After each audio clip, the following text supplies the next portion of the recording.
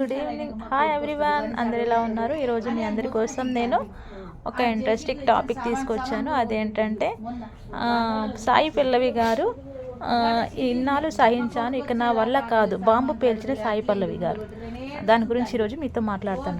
Heroine Sai Pallavi crazy గురించి ప్రత్యేకంగా చెప్పాల్సిన పని లేదు. డాన్సర్గా కెరీర్ మొదలుపెట్టిన సాయి పల్లవి తమిళ ఇండస్ట్రీలో మళ్ళీ హీరోయిన్గా ఎంట్రీ ఇచ్చిన ప్రేమం సినిమాతో హీరోయిన్గా ఎంట్రీ ఇచ్చిన సాయి పల్లవి తొలి సినిమాతోనే తన ఖాతాలో వేసుకుంది. కెరీర్ స్టార్టింగ్ నుంచి చాలా సెలెక్టివ్గా సినిమాలు ఎంపిక చేసుకుంటూ అతి తక్కువ కాలంలోనే తనకంటూ ప్రత్యేక గుర్తింపు తెచ్చుకుంది. తన నటనతో అభిమానులను సాయి పల్లవి ఫిదా చేసిందనే చెప్పాలి. ఇక ఈ సాయి పల్లవి స్టెప్పులు అభిమానుల్లో హీరోలు వేయించిన ఘటనలు చాలానే ఉన్నాయి.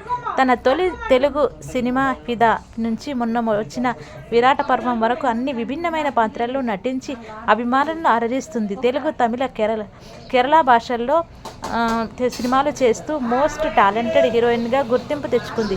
సాయి పల్లవి ఓ పట్టాన సినిమా ఓకే చెప్పదు కదా, కథ నచ్చి అందులో తన పాత్ర ప్రత్యేకంగా ఉంటే తెప్పిస్తే ఆ సినిమాకు సాయి పల్లవి గ్రీన్ సిగ్నల్ ఇవ్వడమే టాక్ ఇండస్ట్రీలో ఉంది. తాజాగా సాయి పల్లవికి ఫిల్మ్ఫేర్ అవార్డు దక్కింది. గాడ్గి సినిమాలో సాయి పల్లవి నటనకు గాను ఈ అవార్డు ఆమెకు దక్కింది. ఇదిలా ఉంటే సాయి పల్లవి సాధారణంగా వివాదాలకు దూరంగా ఉంటుంది. సాయి పల్లవి ఎప్పుడూ సైలెంట్గా కనిపిస్తుంది. సినిమా ఎంత పెద్ద హిట్ అయినా కానీ తన పని తాను చేసుకుంటూ వెళ్తుంది. అలాంటి సాయి పల్లవి తొలిసారి ఆగ్రహం వ్యక్తం చేసింది. సాయి పల్లవి ప్రస్తుతం టాలీవుడ్ రామాయణ సినిమాలో నటిస్తుంది. ఈ సినిమాలో స్టార్ హీరో రణ్బీర్ కపూర్ హీరోగా నటిస్తున్నాడు. సాయి పల్లవి సీతగా కనిపించనున్నారు.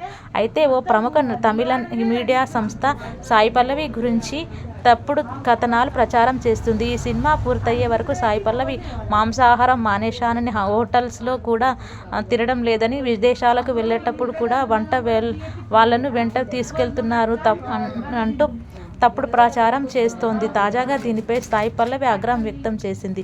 ఇలాంటి నిరాధారమైన రూమర్స్ రాస్తే ఎంత పెద్ద సంస్థ అయినా లీగల్ యాక్షన్ ఎదుర్కోవాల్సి వస్తుందన్నారు. ఇకపై ఇలాంటి చెత్త కథనాలు మోసుకెళ్లడానికి నేను సిద్ధంగా లేదంటూ సాయి పల్లవి చెప్పుకొచ్చారు. ఇది ఈరోజు మీకు సాయి పల్లవి గురించి నేను తెలుసుకున్న విషయం మీతో షేర్ చేసుకున్నాను. నా వీడియో కనుక నచ్చినట్టయితే లైక్ చేయండి, షేర్ చేయండి, కామెంట్ చేయడం మాత్రం మర్చిపోకండి. Thank you so much.